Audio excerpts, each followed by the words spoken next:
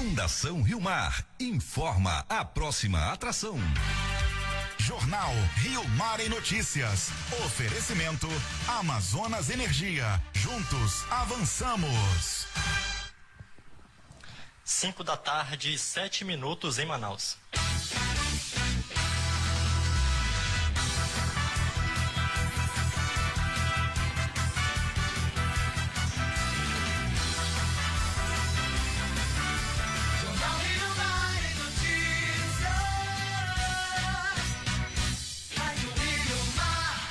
Informação a serviço da cidadania.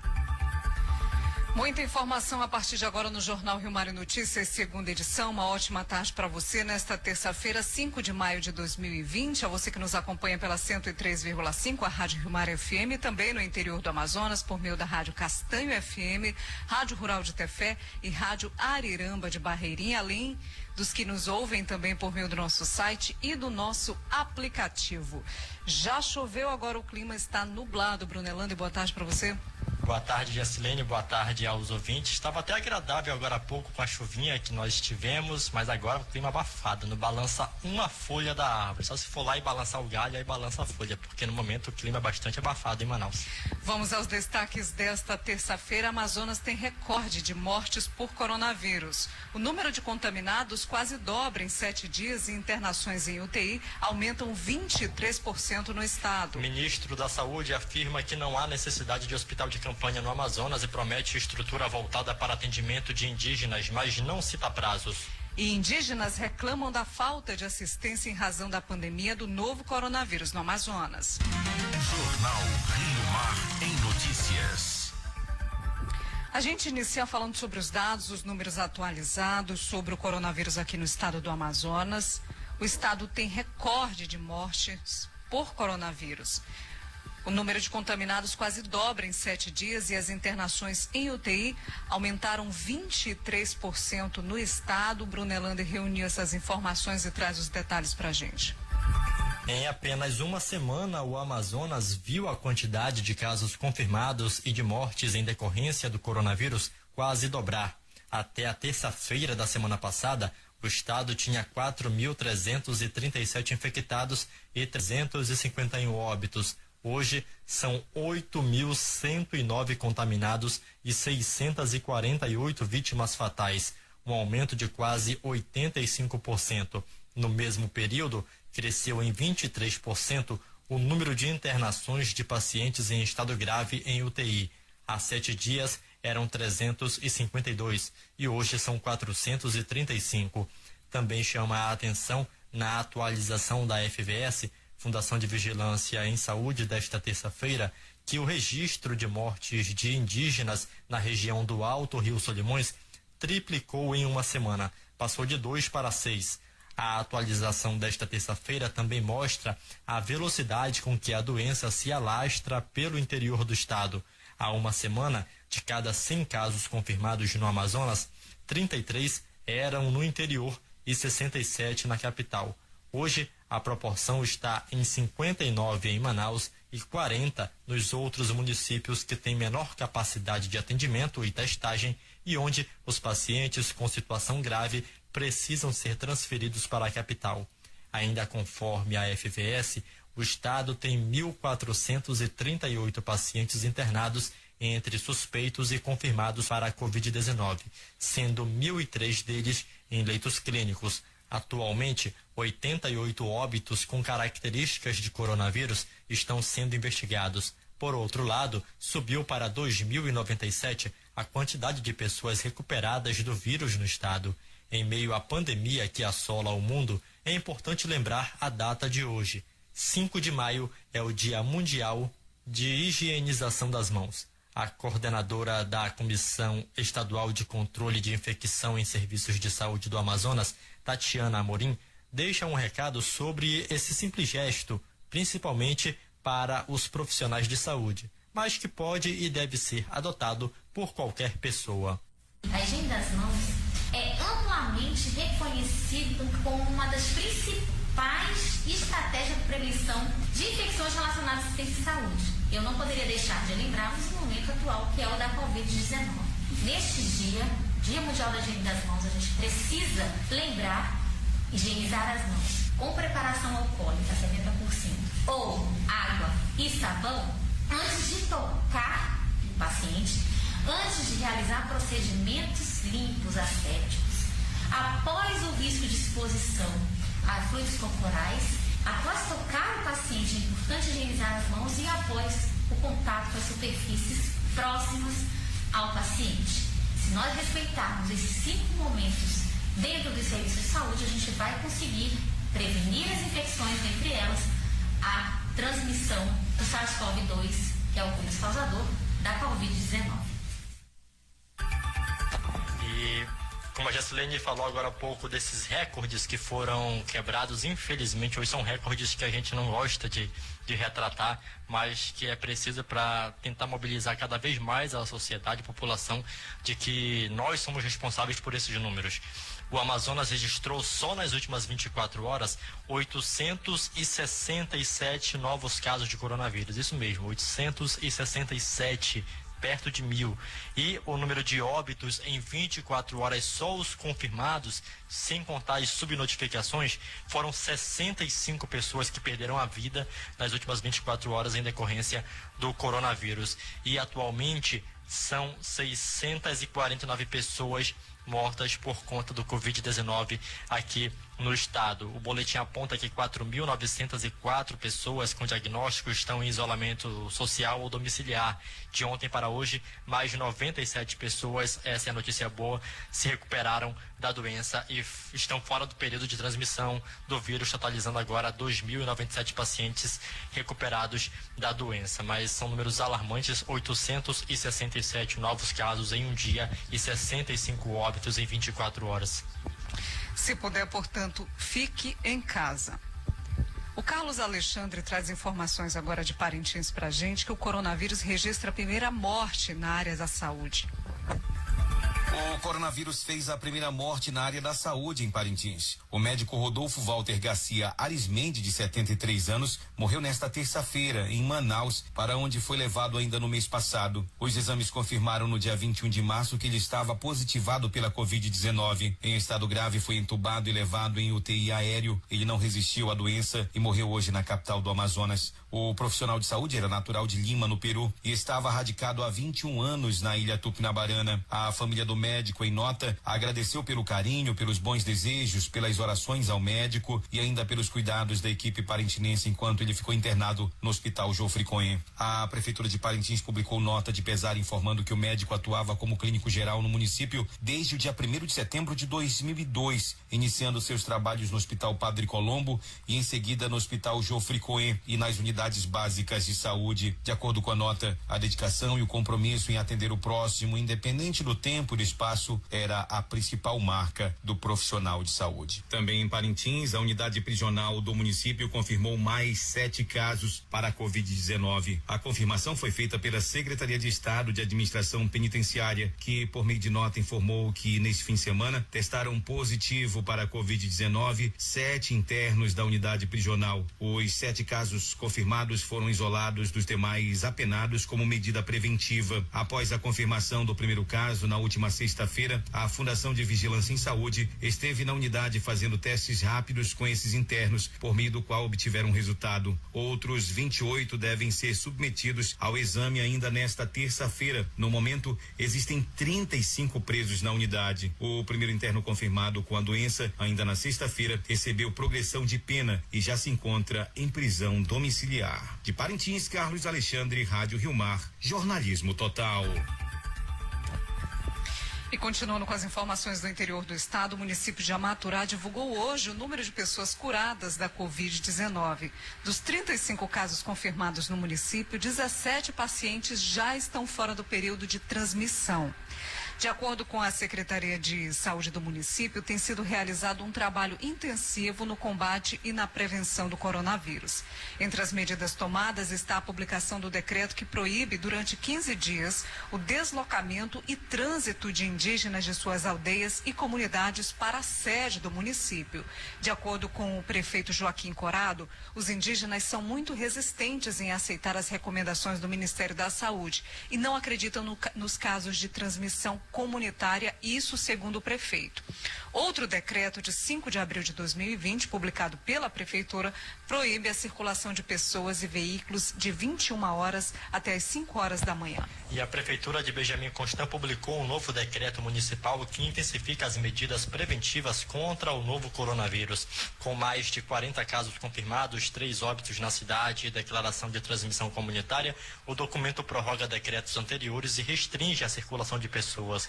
Conforme o novo decreto, ficará restrita por 15 dias a circulação de veículos particulares na cidade, assim como o deslocamento e trânsito de indígenas e não indígenas de suas aldeias e comunidades rurais para a área urbana do município. A restrição não se aplica aos casos de urgência ou emergência médica, prevenção e proteção à vida. Segundo o prefeito Davi Bemergui, as medidas podem parecer rígidas, mas nesse momento de crise e pandemia, elas são necessárias. O decreto também torna obrigatório o uso de máscaras de proteção confeccionadas de acordo com as orientações do Ministério da Saúde. O descumprimento causa aplicação de multa ou prestação de serviços comunitários. Bruno, estabelecimentos comerciais devem adotar também as medidas necessárias para evitar aglomerações. Em casos de filas, é necessário respeitar o distanciamento social de 1,5 metro. Apenas clientes portando máscaras são autorizados a entrar.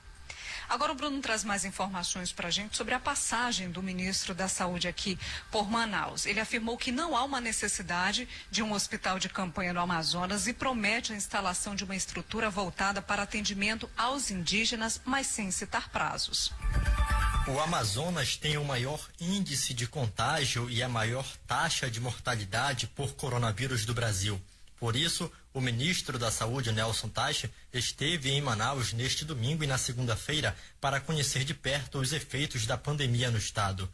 Ele visitou 3 hospitais que tratam pacientes com Covid-19, ao lado do governador Wilson Lima e do prefeito Arthur Neto. Segundo Wilson Lima, a visita expandiu possibilidades, inclusive de ampliação de oferta de leitos em estruturas já existentes, como no Hospital Newton Lins. O governo do estado, juntamente com o Ministério da Saúde, tem trabalhado no planejamento estratégico para que a gente possa ampliar essa nossa estrutura de atendimento, e aí entra não só a Newton Lins, mas também outros espaços que precisam de recursos humanos. Nós recebemos nos últimos dias mais de 200 profissionais do Programa Brasil Conta Comigo, recebemos também EPI, recebemos também respiradores, e a vinda do ministro e da equipe dele é fundamental para que a gente possa ter uma noção clara da necessidade do estado do Amazonas e como é que a gente pode evoluir nesse sentido.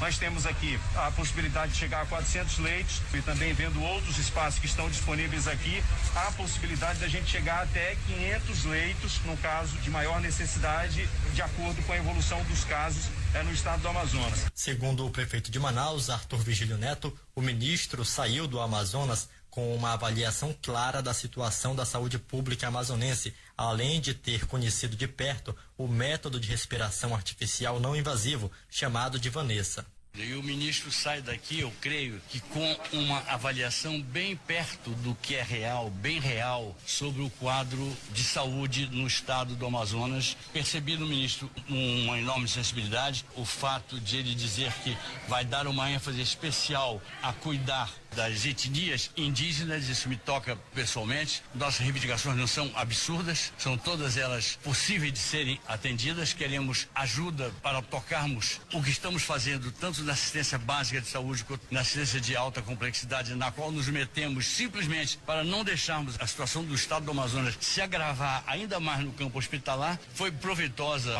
a participação do ministro, ele conheceu o método Vanessa que nós usamos aqui. O ministro Nelson Teich disse que vai enviar uma equipe técnica a Manaus para avaliar o método Vanessa e estudar a expansão. A gente já está trabalhando isso, a gente vai trazer um grupo para ajudar a identificar ainda mais o benefício para poder definir os próximos passos. Quer dizer, isso é um trabalho de todo mundo. Nesse momento é fundamental a gente tentar trabalhar as diferenças, porque os pacientes e as sociedades precisam disso, e que a gente sabe hoje que a gente precisa de eficiência e velocidade. Nelson Teich também disse que não existe previsão de criação de um hospital de campanha no Amazonas, pois os hospitais existentes ainda têm capacidade de ampliação de leitos. Eu conheci lugares muito bons, mas que a gente hoje precisa melhorar para cuidar das pessoas. E aí não é um problema de Manaus, é um problema do Brasil, é um problema do mundo. A gente tem um hospital que tem uma capacidade enorme de ser expandido. A gente sentou para discutir um programa também de dedicar uma área para a parte indígena, então isso é uma coisa importante. E antes da gente pensar num hospital de campanha, tem que pensar em como otimizar o funcionamento daqui.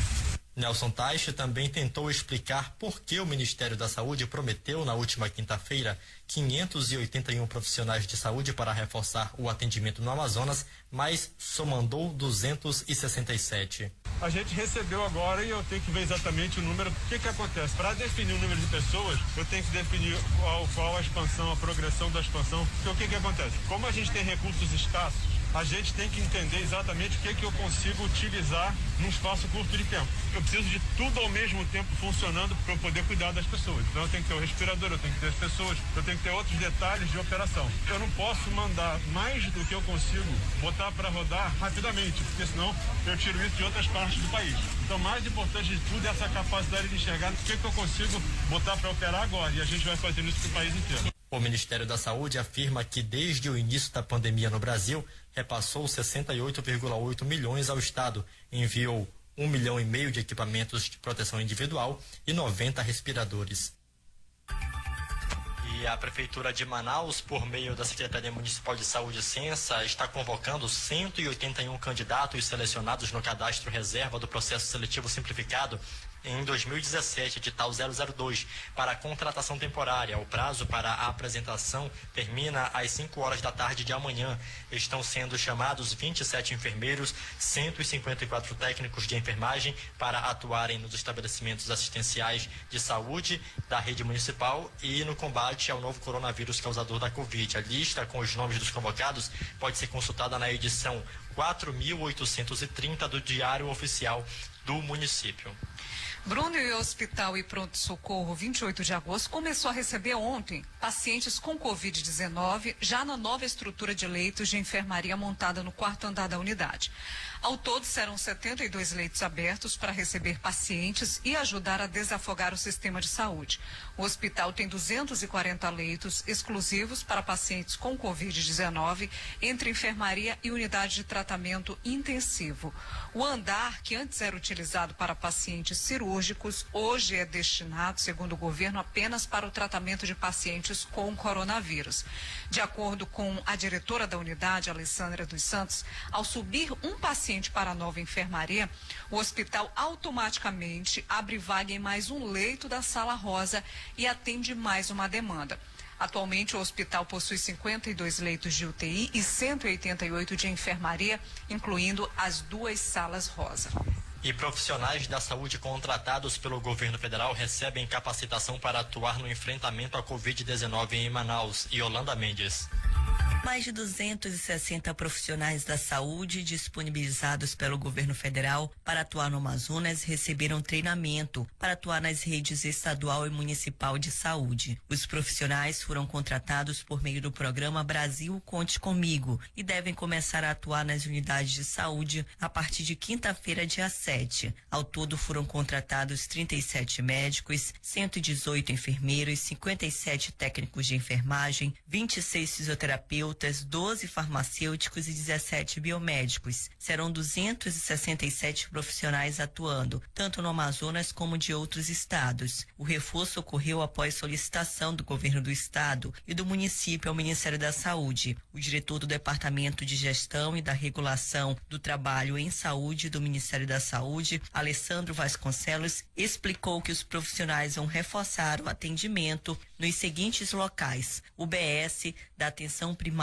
com serviços de triagem para atendimento à Covid, SPAs e UPAs, na emergência e leitos de retaguarda, hospitais convencionais, nos leitos de retaguarda e hospitais de campanha e nos leitos de UTI. Nós vamos dividir entre a rede municipal e estadual dentro do perfil dos profissionais que forem chegando. Então a primeira turma é agora, tem outra turma que começa na quarta-feira e quantas turmas forem necessárias nós vamos começar. Assim que eles terminam o treinamento, dura em torno de 2 dias, eles já são encaminhados para assistência. Aqui o que a gente vai fazer é um treinamento para a gente deixar de forma mais homogênea o treinamento assistencial e principalmente a proteção desse profissional. Processo de trabalho seguro, uso adequado de EPIs para que a gente diminua a contaminação profissional, trazendo mais segurança para as equipes, para os pacientes que não tenham Covid e para as famílias de cada um deles. Os 267 profissionais compareceram às unidades da Faculdade Uninorte, no centro de Manaus, para iniciar o processo de capacitação para início dos trabalhos de assistência.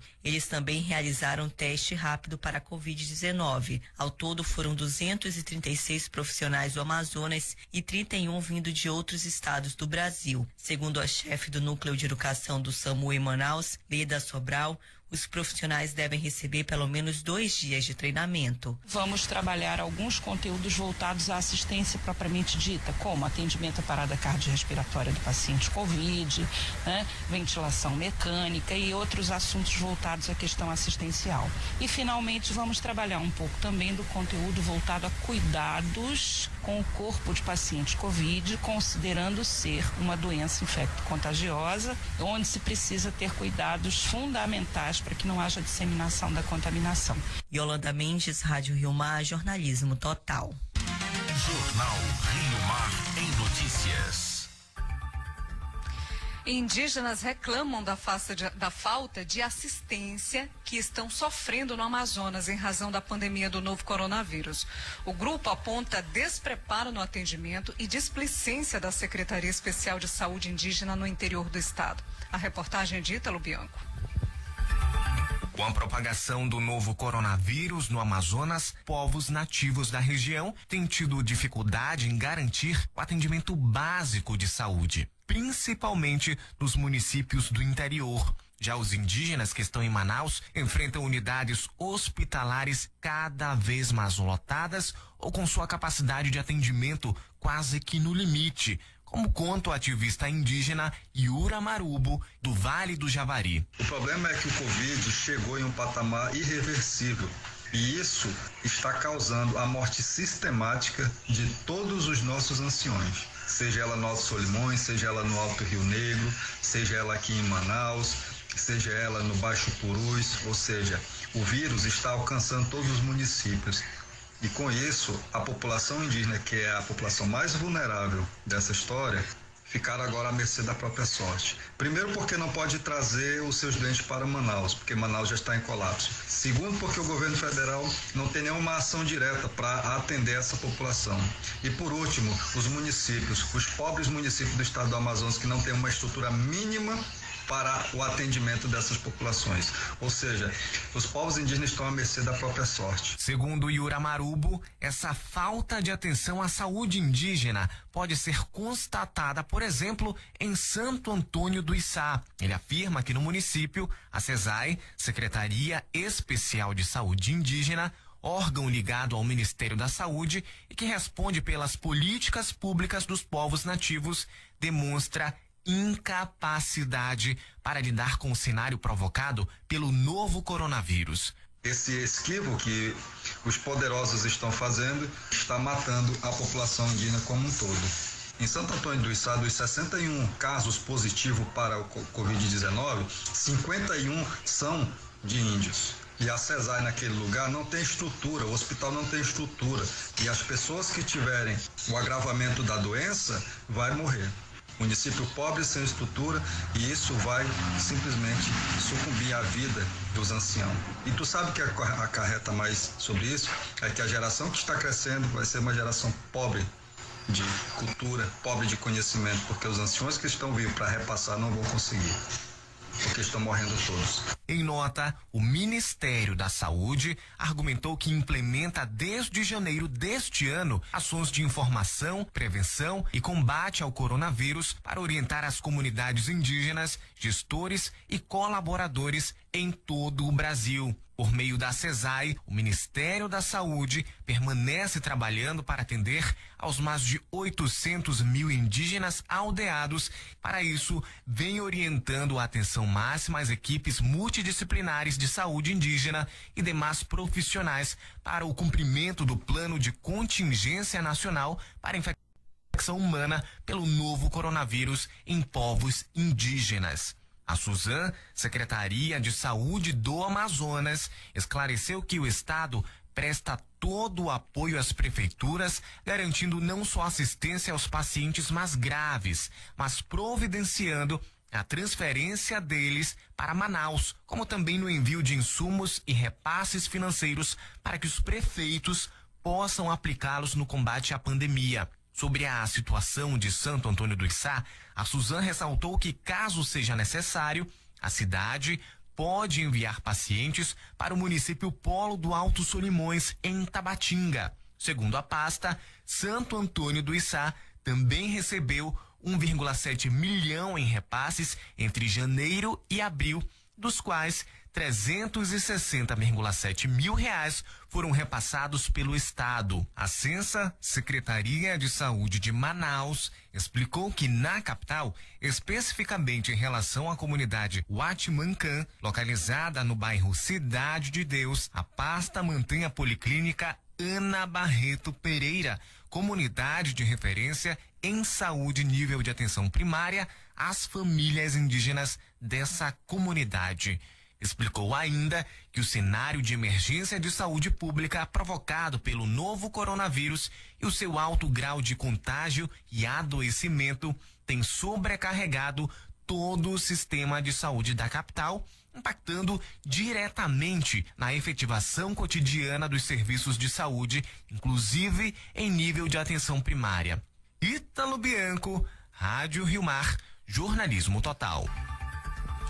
E a gente volta falando ainda sobre a situação dos indígenas, especialmente no interior do Amazonas. O Ministério Público Federal acionou a Justiça para garantir medidas de assistência aos povos indígenas do Alto e Médio Rio Negro com urgência em meio à pandemia. Os detalhes com Vitória Lima. Com comunidades indígenas distantes dos centros urbanos e de difícil acesso, os povos que vivem na região do Alto e Médio Rio Negro precisam se deslocar para receber assistência e acabam descumprindo medidas de isolamento durante a pandemia de Covid-19 no Amazonas.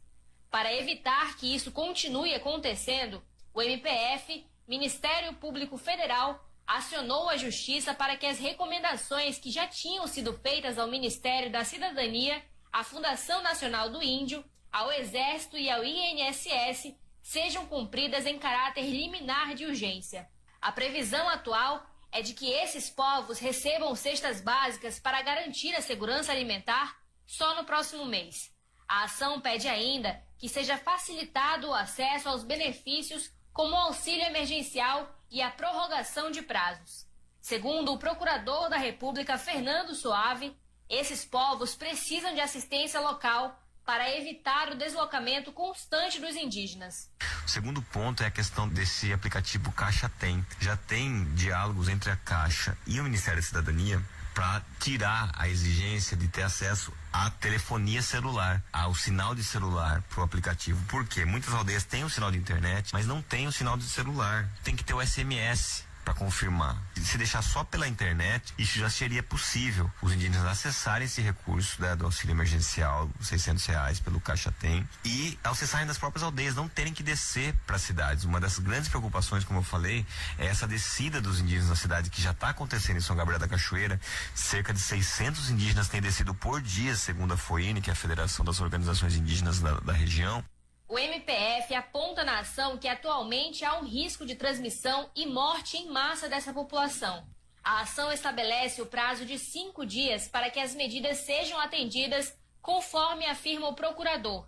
A gente está pedindo que em 5 dias se resolva isso. É uma questão técnica que o Ministério da Cidadania pode muito bem resolver. E por fim, fazer essas amplas divulgações, né? Também estender os prazos desses benefícios para que eles vão até no mínimo passar esse prazo da pandemia, para que as pessoas não precisem vir para a cidade se não conseguirem acessar, possam vir depois. Então, é uma ação de certa forma assim bastante clara e simples, e que o MPF entrou justamente para pedir que a justiça seja sensível a esses temas, determine o quanto antes esses pontos, né, para o governo federal, para diversas instituições, para evitar, né, uma maior contágio, para evitar muitas mortes. Se a Justiça Federal aceitar a ação, o Ministério da Cidadania terá que divulgar material informativo sobre o auxílio emergencial voltado para indígenas e povos tradicionais, além de informações sobre o isolamento ou distanciamento social para evitar a contaminação de indivíduos e comunidades pelo novo coronavírus.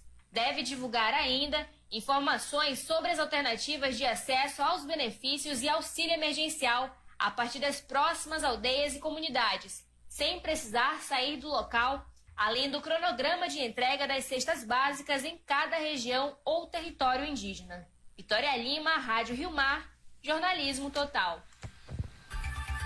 E agora está acontecendo uma live, uma coletiva de imprensa do Ministério da Saúde. Agora há pouco questionaram a respeito de quando será o pico nesses estados que são mais... como que eu posso dizer? O Amazonas é citado nominalmente, né? Que estão mais afetados. Mais afetados, essa é a palavra. Perguntaram sobre o Amazonas, Ceará e Pernambuco. E a resposta é de que esse pico deve acontecer entre o mês de maio e o mês de julho. Essa é a projeção. Quem respondeu foi o Wanderson Oliveira, que é o secretário de Vigilância em Saúde do Ministério da Saúde. Ele falou que esse pico, dependendo do estado, vai ficar entre maio, junho e julho. Ele, inclusive, citou a pandemia de H1N1, que foi justamente em julho. Então, eles esperam que esse pico, no caso do Amazonas, ele falou que o pico ainda não chegou, nem no Ceará, nem em Pernambuco. Ele acredita que ainda não está no pico e que pode chegar esse pico até julho. Então, nós temos que nos cuidar mais do que nunca, porque os números só aumentam e a quantidade de infectados também aumenta na proporção. Então, quanto mais infectados nós tivermos, maior a circulação de vírus e maior a chance das pessoas com comorbidades contraírem o vírus, e essas pessoas são as que têm mais risco, infelizmente, de morrer. Essa resposta do Ministério da Saúde é bem diferente das projeções que o governo do Amazonas faz, já de reabrir possivelmente o comércio no próximo dia 14, já que, segundo o governo do estado, nós estaríamos já nesse pico aqui no estado do Amazonas e que a projeção nos próximos dias é que esses números fossem diminuindo. Não é o que fala nesse momento o Ministério da Saúde. Não fala hoje, né? Mas o governo do estado espera que esse pico seja dia 10 de maio, né? Que atinja o número máximo e dali por diante comece a cair gradativamente. Então a gente está a 5 dias desse dia 10, né? Vamos acompanhar para ver se os números se confirmam ou não. E com a vigência do decreto que suspende entradas e visitas nos cemitérios de Manaus, os vendedores de flores, pela primeira vez, trabalham sem grandes expectativas para o Dia das Mães. Símbolo de homenagem aos entes que já partiram, as flores vendidas nas lojas costumam ser muito procuradas em datas comemorativas, como o Dia das Mães. Neste ano, porém, as mudanças provocadas pela pandemia da Covid-19 influenciarão a vida não apenas dos familiares que gostariam de homenagear seus parentes falecidos, como também dos trabalhadores cuja renda depende da venda das flores. A floriculturista Márcia Barros, ciente da determinação de não abertura do local para visitas no próximo final de semana, já se prepara para enfrentar um Dia das Mães muito diferente dos demais vivenciados em vários anos de profissão. Essa queda vai acontecer sim, principalmente pelo fato da gente não poder receber a clientela na loja, né? Somente o drive-thru ou o delivery. Pode-se dizer que no Dia das Mães, no dia mesmo, no domingo, o montante de clientes na loja vai diminuir em torno aí de quase 60% a 70%. Porque nós não podemos ter essa quantidade de pessoas recebidas aqui na loja. Então, a maioria dos pedidos são delivery e pela escassez de entregadores, que a grande quantidade de empresas estão trabalhando com delivery, né? E é um fator que nós estamos enfrentando hoje. Quem já trabalhava antes com o delivery, a gente está com esse problema de entregador, porque é um dos serviços hoje mais utilizados para todo o segmento. A queda, isso daí a gente já se preparou. Tanto que diminuímos até a quantidade de pedido de flores, né? Neste ano, com as mudanças necessárias para conter o avanço do coronavírus, Aldecir Evangelista também não espera que as vendas sejam boas e até fechou a sua loja, localizada na zona norte de Manaus, e optou pelo delivery. Eu acredito que as vendas vai cair os 50%, né? Que todo mundo esperava uma venda boa, mas eu acredito que 50% caiu. No momento eu estou trabalhando só com delivery mesmo, só telefone. Pessoa encomenda, a gente faz e entrega na casa do cliente. A loja está fechada no momento. Estou com o meu material todo em casa, para falar a verdade, eu estou tudo para casa, estou trabalhando em casa. Fechei a minha loja, está fechado, estou em casa. Aí a pessoa encomenda um buquê de flores, eu vou e entrego. Encomenda uma coroa de flores, eu vou e entrego. E a loja está fechada. Outro que fechou as portas da loja loja foi o Amário Figueiredo. Ele também optou pelo sistema de entrega em casa. Só que a nossa loja física ela está em reforma aqui na Djalma Batista, né? Então a gente faz algumas poucas entregas. Então nesse Dia das Mães, por exemplo, eu vou ter um pouquinho só de rosa vermelha para atender alguns dos nossos clientes, né? Fazendo entregas grátis. E devido a essa questão da pandemia também, né? De não poder estar com muita gente no mesmo lugar ao mesmo tempo, né? O secretário da CEMUSP, Secretaria Municipal de Limpeza Urbana, Paulo Faria, explica as normativas do decreto que restringe a presença de pessoas nos cemitérios.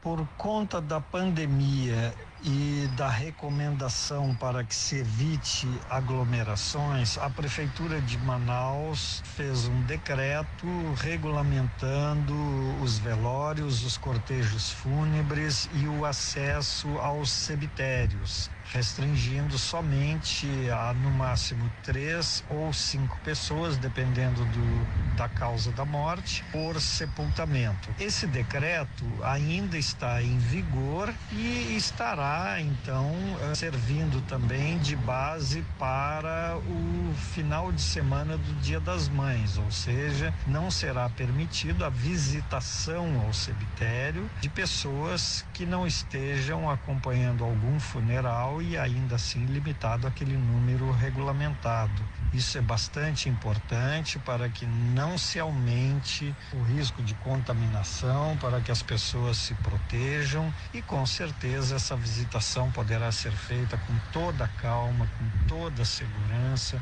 em momentos após o final da pandemia. Tom Claro, Rádio Rio Mar, jornalismo total. E agora a gente volta ao interior do Amazonas, porque agentes do programa Criança Feliz adotam acompanhamento remoto às famílias assistidas no Careiro Castanho. Anderlei Oliveira.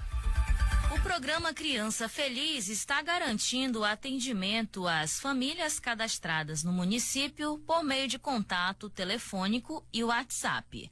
Através de vídeos, os instrutores explicam e ensinam atividades e, por meio de ligações, realizam o atendimento aos usuários. A medida foi tomada atendendo recomendação do Ministério da Cidadania, que destaca a importância de se manter o programa durante o enfrentamento ao coronavírus. A assistente social Alice Canto, técnica responsável pelo programa Criança Feliz no Careiro, esclarece sobre as orientações para este momento. Levando em consideração as legislações em vigor, cito a normativa orientadora da Secretaria Estadual de Assistência Social, SEAS, e a portaria 366, de 22 de abril de 2020, que dispõe das medidas de enfrentamento. Tudo no intuito de evitar a propagação do vírus. As visitas domiciliares do programa Criança Feliz foram suspensas, justamente para evitar o contato entre visitadora, cuidadores e crianças. No Careiro, 300 usuários, entre crianças de 0 a 3 anos e gestantes, estão inseridas no cadastro único do governo federal e são atendidas pelo programa.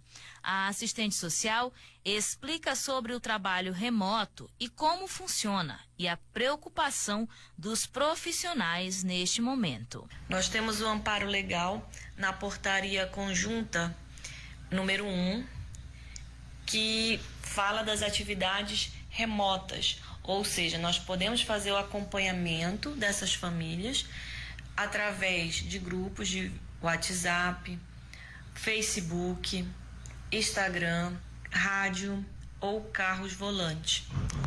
A nossa preocupação é em manter a segurança e a saúde das crianças e mulheres gestantes, da família como um todo, porque para evitar disseminação desse vírus, para seguir as normas de segurança, nós adotamos o acompanhamento remoto. O objetivo do programa é fortalecer vínculos familiares e estimular o desenvolvimento infantil, e iniciativas como esta são capazes de prevenir e identificar atrasos físicos, intelectuais e emocionais, impulsionar o desenvolvimento de habilidades cognitivas, motoras e psicossocial.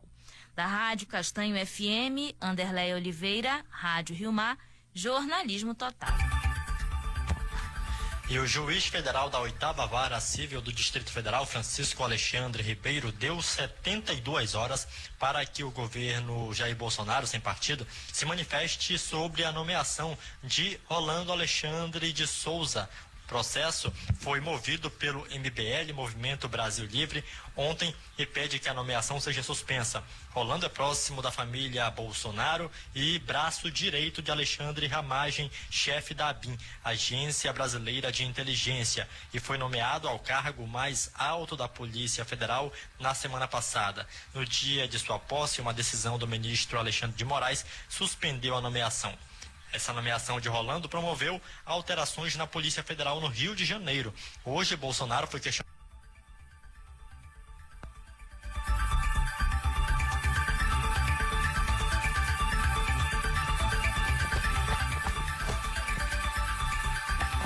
Se a troca feita a seu pedido, ele não respondeu, né, se havia sido feita a pedido dele essa troca, e mandou os jornalistas calarem a boca.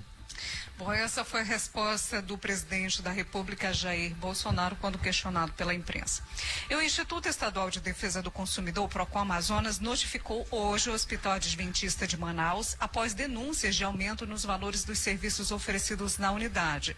O hospital tem 2 dias a contar da notificação para apresentar justificativa junto ao órgão. O Procon Amazonas tem registrado diversas reclamações sobre o aumento nos preços de consultas médicas e internações em leitos de CTIs e UTIs, que têm tido alta procura com a pandemia do novo coronavírus. O hospital deverá apresentar ao Procon Amazonas o histórico dos valores desses serviços, além das notas fiscais de aquisição de insumos. A documentação solicitada é referente ao período entre 1º de março e 5 de abril deste ano.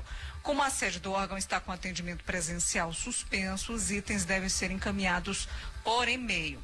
O Procon lembra sempre os canais em que a população pode fazer sim a sua denúncia. Dúvidas e denúncias podem ser repassadas por meio das redes sociais do Procon Amazonas ou por meio do e-mail duvidasprocon@procon.am.gov.br. Há ainda um outro e-mail, o fiscalização.procon.am.gov.br, e há ainda um 0800 092 1512. 0800 092 1512. Você pode tirar dúvidas ou também fazer a sua denúncia junto ao Procon Amazonas. E, Gessilene, aqui uma informação que também não é das melhores, mas que é necessário que a gente informe a população, que de acordo com dados de coronavírus em todo o mundo, o Brasil, somando 4.588 novos casos da doença em 24 horas, desde que a OMS publicou o informe de segunda-feira, se torna o país com o terceiro maior número de novos casos da Covid-19 no mundo em 24 horas. Então também é mais um alerta, porque já são mais de 7 mil mortes e mais de 100 mil casos aqui no país. E como dissemos na abertura do jornal, cada um de nós é responsável por esses números e cabe a nós também fazer com que eles reduzam. Agora 5 horas e 54 minutos em Manaus.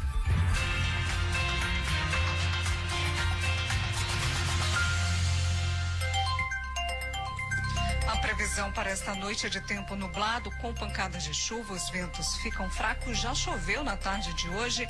A possibilidade também durante a noite, a mínima é de 24, a máxima de 28 graus. 5 horas e 55 minutos, e assim a gente encerra esta edição do Jornal Rio Mar e Notícias nesta terça-feira. Brunelândia, para você uma ótima noite, a gente se encontra amanhã. Uma boa noite a todos. Jornal Rio Mar e Notícias.